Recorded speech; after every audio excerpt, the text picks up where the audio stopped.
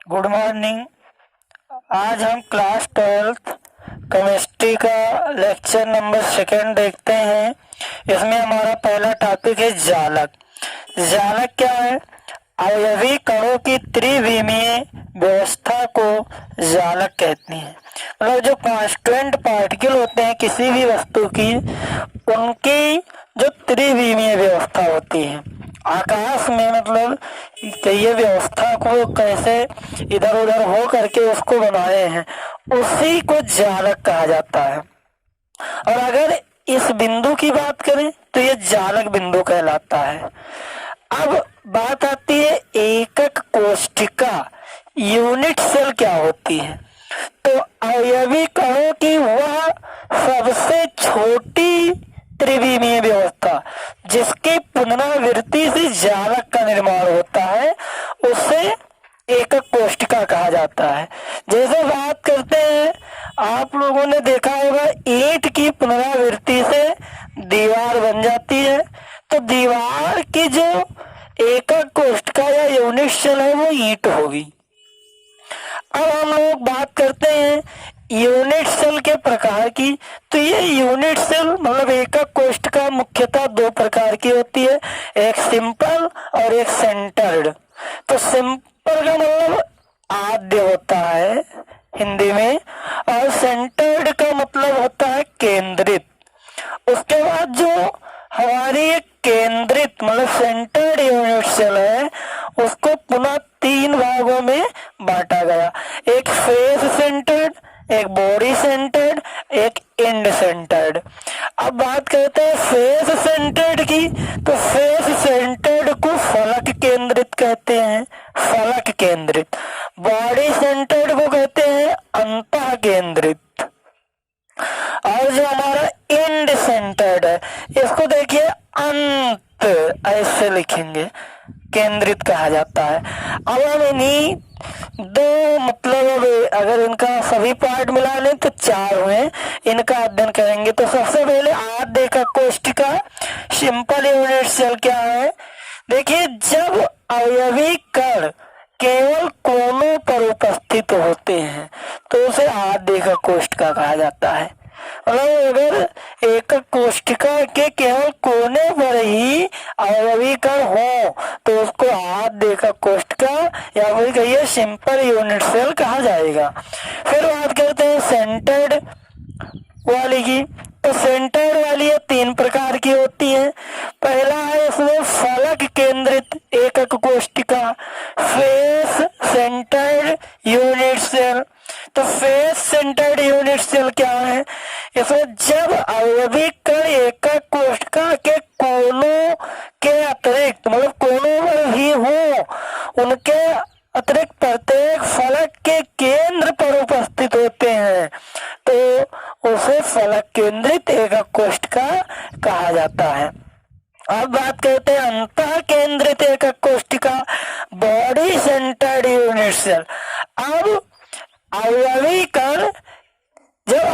कण एकक कोशिका के कोनों के अतिरिक्त उसके केंद्र पर भी एक कण पाया जाता है तो उसे अंतः केंद्रित एकक कोशिका कहा जाता है। अब तीसरी जो केंद्रित है वो है अंत केंद्रित। देखिए अंत केंद्रित क्या है? तो एंड सेंटर्ड यूनिट सेल, जब अवयवी कण एकक कोशिका के कोनों के अतिरिक्त किन्हीं 2 विपरीत फलकों पर भी उपस्थित होते हैं तो उसे अंत केंद्रित एकक कोशिका कहा जाता है। अब फिर हम बात करते हैं टाइप्स ऑफ यूनिट सेल और उनमें कितने एटम होते हैं उसकी बात करें अगर, तो सबसे पहले हम लोग यहाँ देखेंगे सिंपल वाले का। सिंपल वाले में जो एटम होते हैं वो केवल कॉर्नर पर होते हैं, ये जैसे आप देख रहे होंगे कोनों पर होते हैं, और 8 कोनों पर होते हैं और प्रत्येक एटम की जो भागीदारी होती है वो 1/8 ही होती है। तो अगर हम लोग मल्टीप्लाई करेंगे तो टोटल जो एक यूनिट सेल में एटम आएगा वो 1 आएगा। और अगर हम लोग इस एक कोष्ठ का सिंपल यूनिट सेल को क्यूबिक ले लें, घनीय ले लें एक कोष्ठ का, तो उसमें लंबाई, चौड़ाई, ऊंचाई तीनों बराबर होती है और अल्फा बीटा गामा 90 डिग्री होता है। अब कहेंगे एंगल कहाँ का है, तो सपोज दैट ये इधर अगर हम इसको इतने को ए मान लें तो ए के जस्ट सामने का एंगल इधर दिखेगा, ये 90 डिग्री, और इसको अगर बी माने यहाँ तक तो इसके जस्ट सामने एंगल ये 90 डिग्री दिखेगा ये, और इतना यहाँ तक, यहाँ से सी माने तो इसके सामने ये जो एंगल दिखेगा ये भी 90 होगा। वैसे ए के सामने अल्फा कहा जाएगा, बी के सामने यहाँ बीटा और सी के सामने गामा, वही अल्फा बीटा गामा एंगल है। फिर बात करते हैं फेस सेंटर्ड फलक केंद्रित में, तो इसमें एटम कहाँ कहाँ होते हैं, कार्नर पर होते हैं और फेसों पर होते हैं। तो कार्नर पर 8 है और उनकी भागीदारी 1/8 होती है, तो टोटल 1 ही आएगा। और फेस पर जो होते हैं उनकी भागीदारी आधी होती है, और 6 फेस होते हैं, 6 पर होते हैं, तो 6 को 1/2 में मल्टीप्लाई करेंगे 3 आएगा। और एक उसमें कार्नर पर मिला था टोटल, मतलब थे तो 8 कोनों पर, लेकिन 8 कोनों पर जो भागीदारी थी वो 1/8 ही थी, तो इस प्रकार 1 ही आया था। और ऐसे फेस पर जो है उनकी भागीदारी 1/2 है तो 3 आएगा, और 1 3 मिलकर के 4 हुआ। तो फेस सेंटर में जब टोटल एटम देखा जाएगा वो कितना आएगा, 4 आएगा। ये फेस सेंटर्ड का, देखिए 8 कोनों पर एटम है ये, और कितने 6 फेस होते हैं, तो 6 फेसों पर अगर बात करें तो ये मिला करके कितने हो जाएंगे, 6 की भागीदारी आधी आधी, तो बन जाएगा ये 3। जैसे हम बात करते हैं, एक हमारे पास ये डिब्बा है, ये डिब्बा बड़ा है, दिख नहीं रहा होगा सही से, तो इसमें देखिए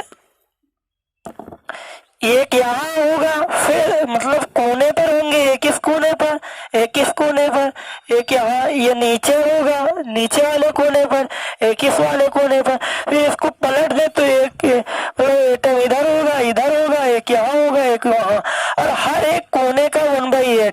उसके अतिरिक्त जो ये एक इस फलक पर और एक कहाँ, इसके तुरंत पीछे वाले फलक पर, और एक किधर, इस मतलब 6 फलकों पर आधा उनकी भागीदारी होगी।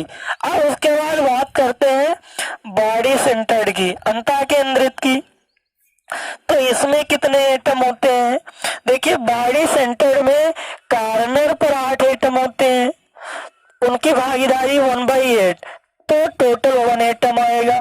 और एक एटम ठीक उनके बॉडी के अंदर होता है, उसकी भागीदारी पूरी होती है, तो 1 1 2 हो गया, तो टोटल ये 2 एटम इसमें है। जैसे ये आप चित्र देख रहे होंगे 8 कोनों पर है, इसके अलावा एक अंदर ये बैठा हुआ है, तो 1/8 8 की भागीदारी टोटल 1, और एक अंदर बैठा है वो तो इनका है, तो 1 1 2 हो गया। फिर बात करते हैं एंड सेंटर्ड की, अंत केंद्रित की, तो एटम इसमें कार्नर पर होता है, उसकी भागीदारी 1/8, तो टोटल 1 एटम हुआ। और उसके अलावा एंड का मतलब 2 विपरीत फलकों पर, ये चाहे ऊंचे नीचे या इधर इधर या फिर आगे पीछे हो सकता है, तो यहाँ ऊपर नीचे वाले में दिख रहा है। और हम लोगों ने देखा है कि जो फलक पर होते हैं उनकी आधी भागीदारी होती है, तो 2 फलकों पर आधी आधी भागीदारी मिला ले तो 1 एटम आएगा, तो टोटल 2 एटम हो गए। तो ये आप कवर करिए। और आपके लिए क्वेश्चन है कि ये जो एकक कोष्ठिका होती है इनमें जो कोनों पर इलेक्ट्रॉन होते हैं उन पर उनकी कितनी भागीदारी होती है। और दूसरा क्वेश्चन है कि जो फलक पर परमाणु या कहिए कण होते हैं उनकी कितनी भागीदारी होती है, इसको आपको कमेंट में बताना है।